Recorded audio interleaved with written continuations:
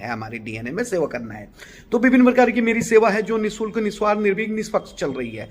कई दुश्मन आ जाते हैं, आ रहे हैं, कई लोग पीठ पीछे उंगलियां करते हैं, कई लोग दूसरों का कंधा इस्तेमाल करके नीचा दिखाने के लिए बहुत कुछ कर सकते हैं। मेरा किसी से संपत्ति का वाद विवाद नहीं, किसी से पारिवारिक वाद विवाद नहीं, किसी से किसी भी प्रकार का विवाद नहीं। कुछ भी विवाद अगर होता होगा तो वो जन सेवा, समाज सेवा, देश सेवा, प्राणी सेवा के हिसाब से होता होगा। इसके अलावा हमारा किसी से कोई वाद विवाद नहीं है। साफ सुथरा हमारा चरित्र है। अब मैं बात कर रहा हूं कि 140 करोड़ भारत की आबादी है, लगभग 140 करोड़ संवैधानिक, और लगभग उसके ऊपर में पता नहीं 150-55 करोड़ भी हो सकती है असंवैधानिक, जिनका कोई हिसाब नहीं है। तो उन सब में मैं, मेरी पत्नी और मेरी दोनों बेटियां भारत सरकार और राज्य सरकारों की नजर में वो अमीर हैं, वो लखपति करोड़पति हैं कि जिनके पास न खुद का घर है, न खुद का कोई बंगला है, न खुद का फ्लैट है, न कहीं जमीन है, न प्लॉट है, न खेती है, न कोई 4 पहिया वाहन है, न 2 पहिया वाहन है। सिर्फ एक साइकिल मेरी छोटी बेटी के नाम पे रजिस्टर्ड है। न हमारे पास सोना है, न चांदी है, न मेरे पास में गहने हैं, न मेरे परिवार के पास गहने हैं। 4 लोगों के पास की बात कर रहा हूं, न कोई गहने हैं। शादी के 17 साल बाद में बड़ी मुश्किल से कुछ हजार का अपनी पत्नी के लिए, कुछ ग्राम का एक पोत जो आती गले में, वो बना पाया था। मुझे किसी भी प्रकार का और मेरे परिवार को, मेरी बेटियों को किसी भी प्रकार की सरकारी योजनाओं का लाभ नहीं मिलता, न किसी राज्य सरकार की योजना का लाभ मिलता। इसलिए मैं अपने आप को अमीर मानता हूं। भारत सरकार की नजर में मैं अमीर हूं, लेकिन मैं वो गरीब हूं कि जिससे किसी भी योजना का लाभ तो नहीं मिलता है। ऊपर से जब भी मैं किसी योजना को लेने जाते हैं तो हमारा पेपर रिजेक्ट होता है, ये बोल के कि आप सामाजिक कार्यकर्ता हैं, आप राष्ट्रीय अंतर्राष्ट्रीय ह्यूमन्स राइट के लिए कार्य करते हैं, आप गरीब कैसे हो सकते हैं। मतलब यह बात है कि जिसके पास कुछ भी नहीं है, कोई चल अचल संपत्ति नहीं, कोई छुपी नहीं, कोई प्रत्यक्ष नहीं, फिर भी वो सरकारों की नजर में अमीर है और सरकार की नजर में गरीब कौन है। किसको सरकारी योजनाओं का लाभ मिल रहा है? जो माननीय योगी जी, माननीय मोदी जी और माननीय भारत सरकार को, भाजपा वालों को पानी पी पी के गाली देते हैं, उनकी कब्र खोदने की बात करते हैं। वो वोट बैंक हैं, इसलिए उनको सबसे ज्यादा सरकारी योजनाओं का लाभ मिल रहा है।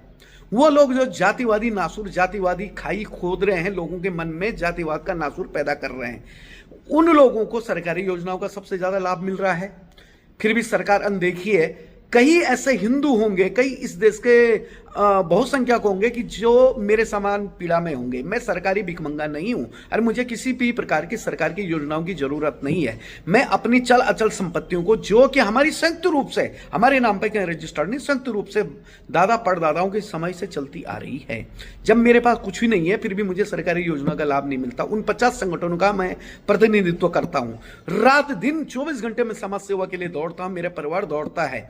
न किसी जाति, धर्म, पंथ, मजहब, रंग, रूप, प्रांत, झंडावाद को नहीं देखते हैं, बल्कि यह देखते हैं कि हमारी इंसानियत, हमारा राष्ट्र धर्म, हमारी मानवता जिंदा रहनी चाहिए। रास्ते पे पड़ा हुआ कोई प्राणी भी होगा तो उसकी भी सेवा करता हूं। उसके लिए कई बार मेरे ऊपर लोगों ने झूठे केस भी लगाने शुरू किए। कई नगर सेवक, पूर्व नगर सेवक, नगर सेवकों के पति मेरे से लड़ते झगड़ते हैं, लोगों को खड़ा करते हैं। किसके लिए? उन रास्ते के प्राणियों के लिए, उन छोड़ दी गई गौ माताओं के लिए, उन श्वानों के लिए जिनको हम दरवाजे पे आते तो खिलाते, बीमार दिखे तो दवाई देते हैं।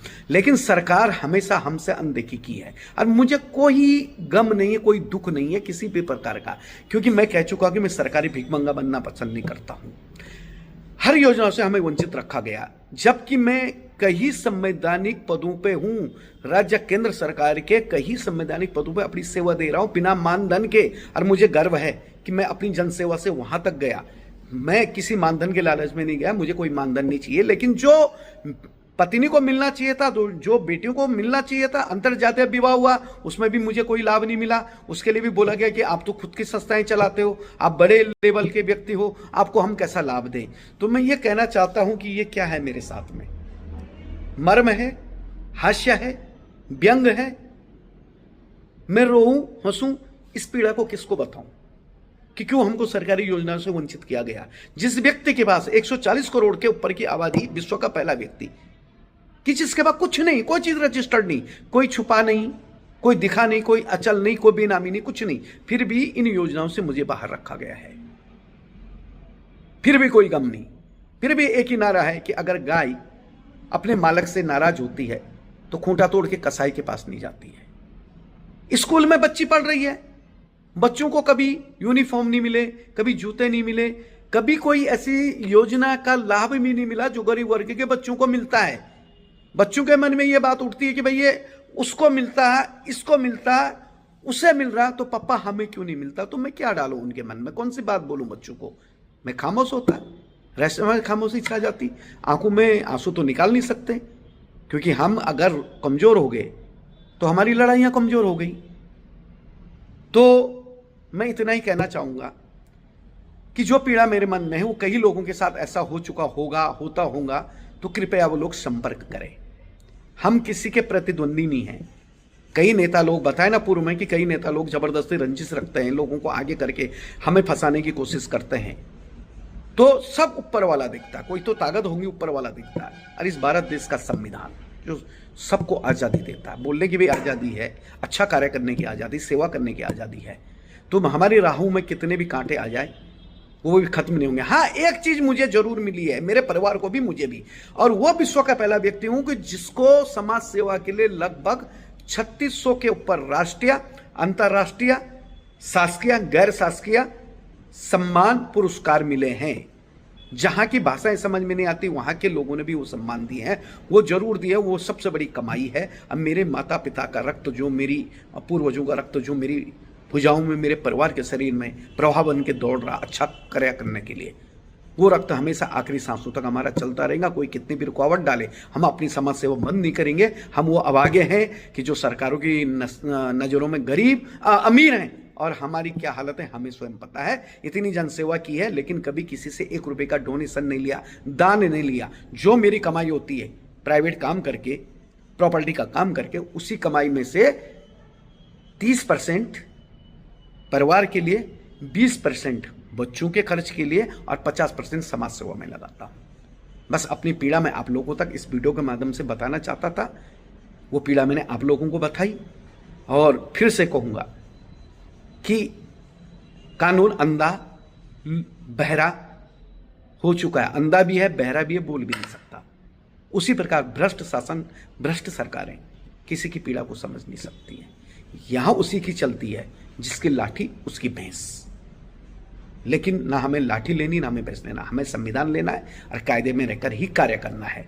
और हमारा कभी भी मनोबल नहीं टूटेगा, ना मेरा, ना मेरे परिवार का। अरे हम तो जीते जी जनसेवा किए हैं ना, आखिरी सांसों तक करेंगे, लेकिन मरने के बाद भी किए हैं। मैंने, मेरी पत्नी ने, मेरी दोनों बेटियों ने, जो छोटी बेटी 10 साल की थी उस समय अंगदान, नेत्रदान, देहदान का संकल्प कर चुके हैं कि मरने के बाद हमारे शरीर के विभिन्न हिस्से लोगों को जीवन देंगे, उनको नई आशा की किरण देंगे।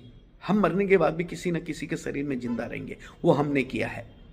लेकिन अपनी पीड़ा छुपा कर मुंह पे और ओंठों पे मुस्कुराहट और आंखों में एक नई आस है कुछ करने की, अपना राष्ट्रीय धर्म निभाने की। जय हिंद, वंदे मातरम, जय संविधान।